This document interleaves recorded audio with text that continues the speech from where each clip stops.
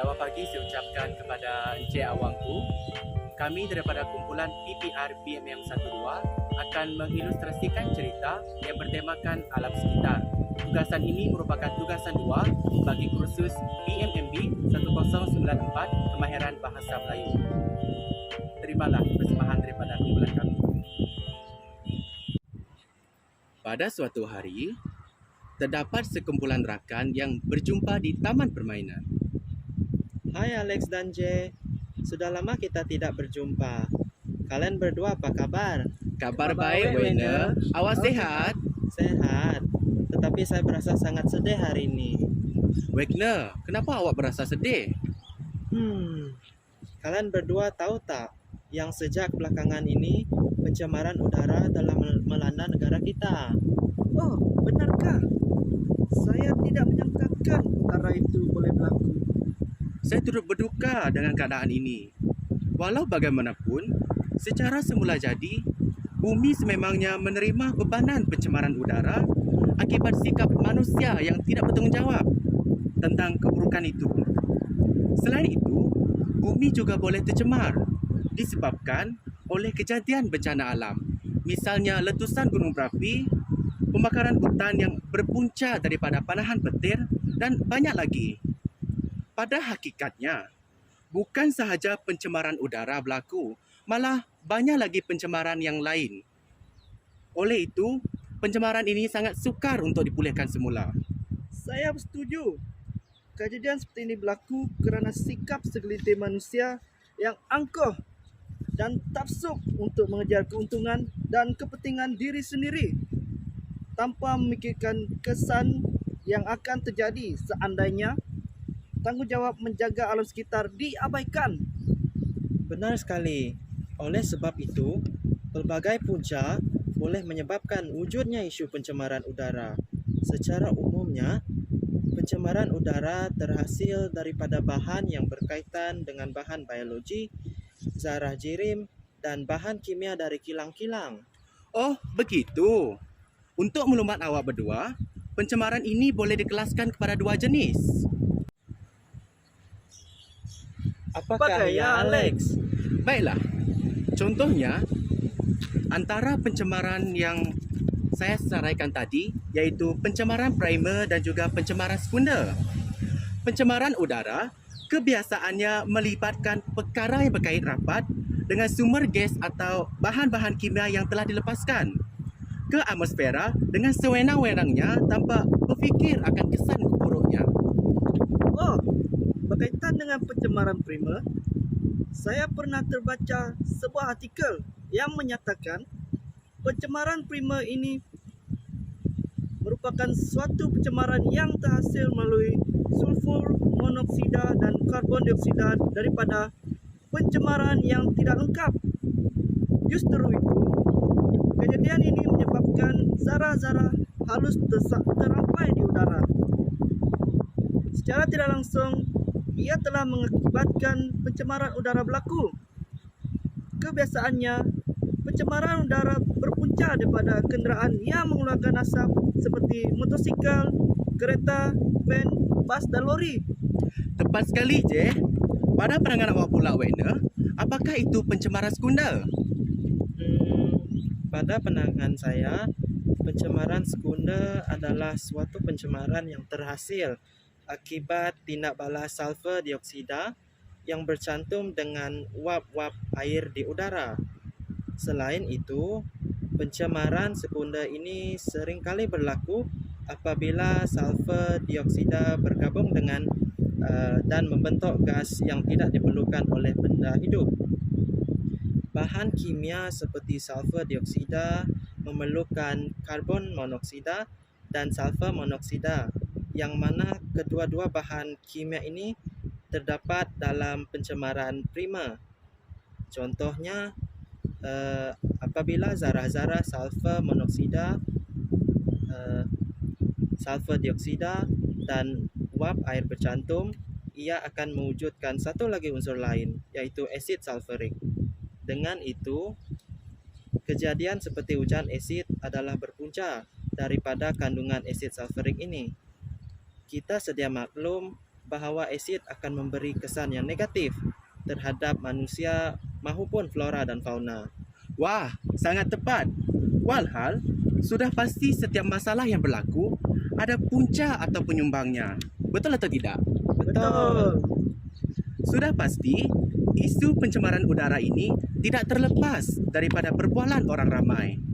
Dari mana ia berlaku, siapakah yang dipersalahkan, dan siapakah yang harus bertanggungjawab dalam kemelut pencemaran ini. Jadi, di sini kita akan mengupas bersama-sama apakah punca-punca pencemaran udara. Ayo. Baiklah, antara punca pencemaran udara adalah melalui aktiviti perindustrian dan pembangunan. Tidak dapat dinafikan bahawa negara kita Malaysia merupakan salah sebuah negara yang pesat. Tetapi, jangan pula kita lupa kerana peningkatan aktiviti perindustrian dan pembangunan mampu menyumbang utama dalam kemelut pencemaran udara. Kita sedar bahawa dasar ekonomi Malaysia adalah bergantung kepada perindustrian pembuatan seperti bahan elektronik, getah dan juga sumber-sumber yang melibatkan bahan kimia. Oleh hal yang demikian, ia akan menyebabkan berlakunya peningkatan pencemaran. Selain itu, dari zaman ke zaman, kita semua tidak dapat lari daripada membincangkan isu arus pemodenan dunia yang melibatkan pengangkutan. Pada dunia yang semakin moden ini, hampir setiap masyarakat menggunakan pengangkutan pada setiap hari untuk melakukan aktiviti harian.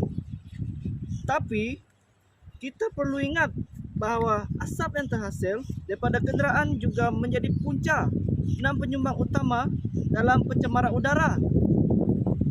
Hal ini demikian kerana hampir semua kenderaan bermotor menggunakan tenaga yang banyak dan majoritinya akan dihasilkan dengan membakar bahan fosil, sekaligus mampu menghasilkan bunyi bising dan asap yang akan memberi kesan negatif kepada masyarakat setempat. Wah, sangat bernas pendapat kalian berdua. Dalam pada itu, kita tahu bahawa Malaysia adalah antara negara yang sedang membangun dalam mengejar arus pemodenan pada masa kini. Justru itu, industri pencanaan kuasa akan berkembang pesat dan ditingkatkan lagi bagi merealisasikan impian Malaysia menjadi negara yang maju. Di sini kita semua tahu bahawa kebiasaannya pencanaan kuasa akan melibatkan pencanaan elektrik. Hal ini dikatakan demikian kerana pencanaan elektrik memiliki hubungan yang rapat dengan penghasilan daripada pembakaran api fosil seperti arang batu, minyak dan juga gas asli. Oh, baru saya tahu.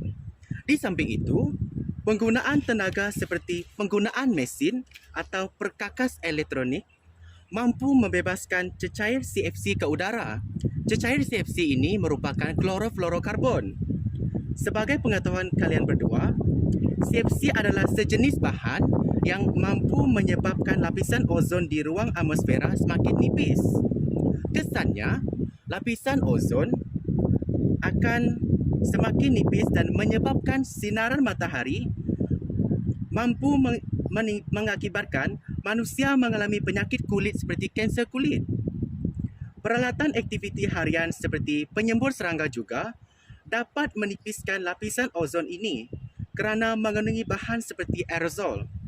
Oleh sebab itu, kita harus memikirkan keadaan sekeliling dan menjaganya dengan baik agar ia mampu menjamin sesebuah masyarakat mengecapi kehidupan yang lebih selamat dan bersih. Tidak dapat dinafikan pembakaran terbuka juga mampu menjadi penyumbang kepada pencemaran udara yang pada akhir ini semakin kritikal. Misalnya, terdapat pihak yang membakar hutan untuk dijadikan projek penanaman semula.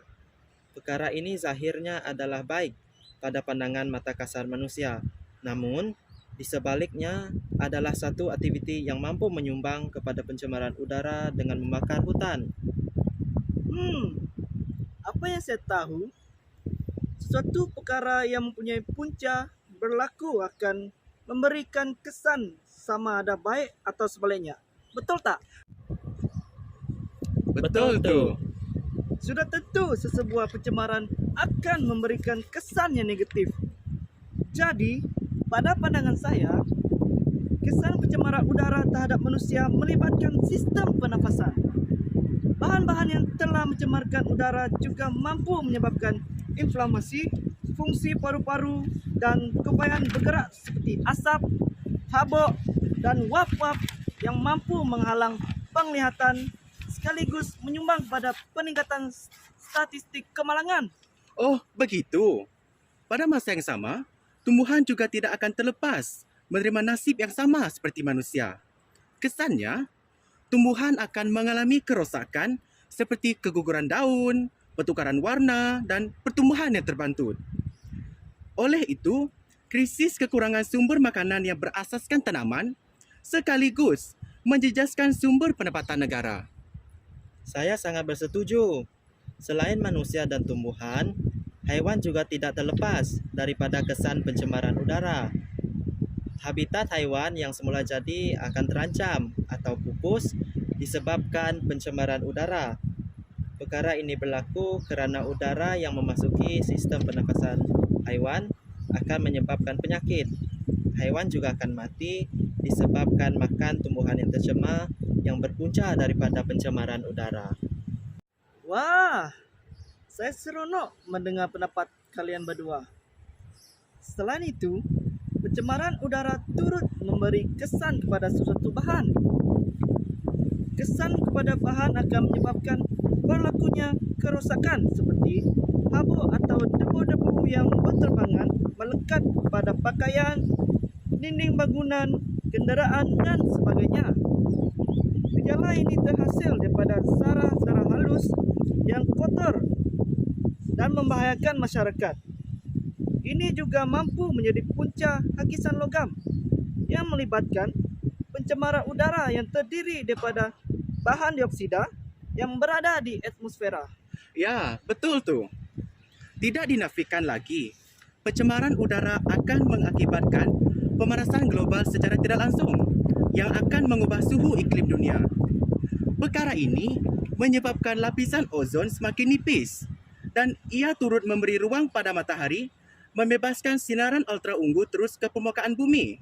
Sinaran ultraunggu mampu mengakibatkan ketulan ais di kutub utara mencair sekaligus meningkatkan paras air laut serta ekosistem yang tidak seimbang akan berlaku. Saya percaya setiap daripada kesan pencemaran udara sudah pasti ada langkah memendungnya daripada terus merebak. Antaranya, penanaman pokok di persekitaran taman perumahan dapat mengurangkan masalah peningkatan suhu. Selain itu, kandungan karbon dioksida di udara dapat dikurangkan dan meningkatkan kandungan gas oksigen di atmosfera.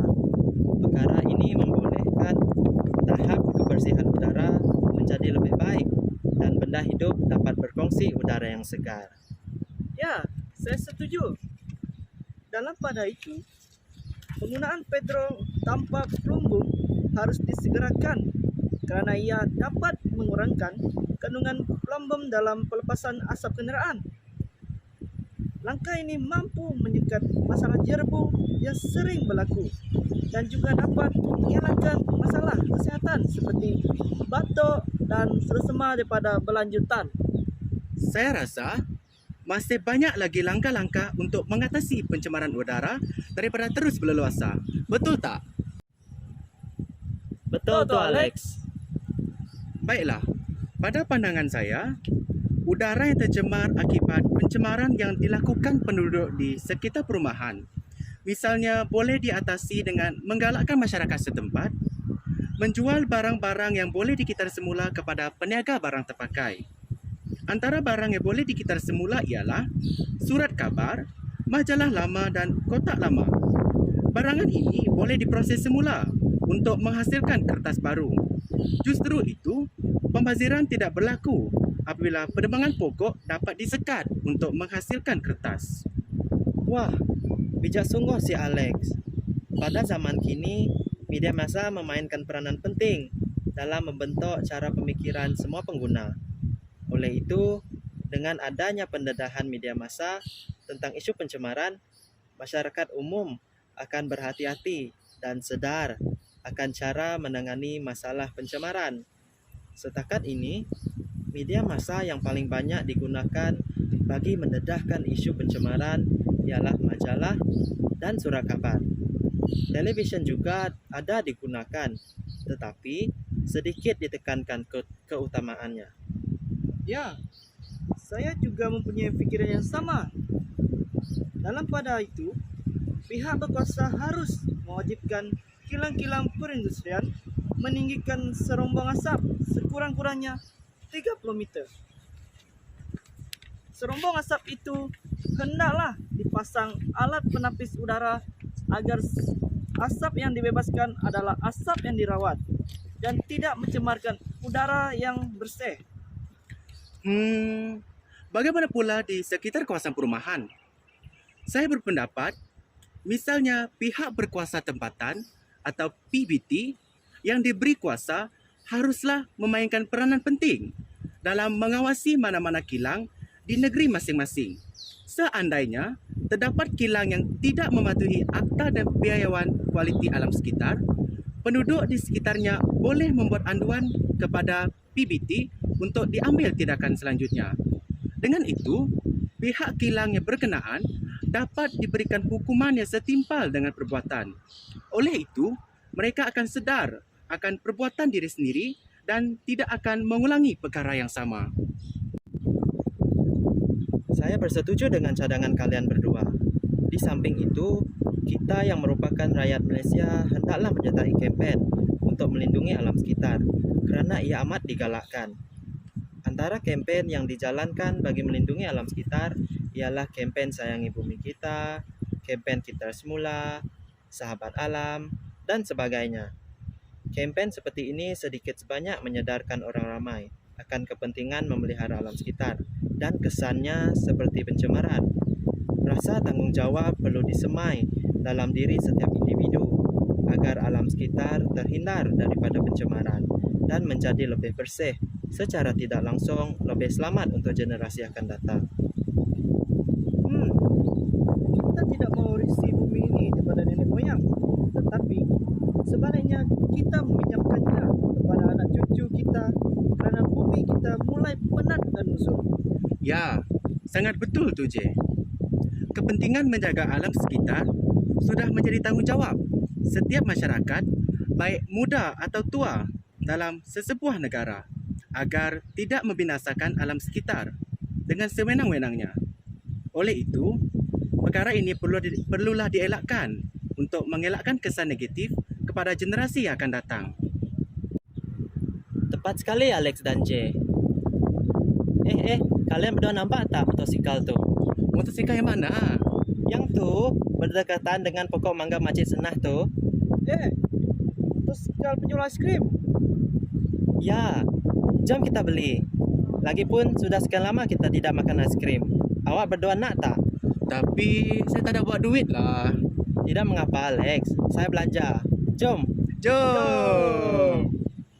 Maka berjalanlah mereka bertiga menuju ke penjual aiskrim itu.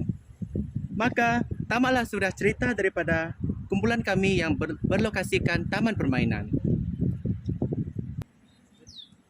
Sekian sahaja persembahan daripada kumpulan kami. Terima kasih.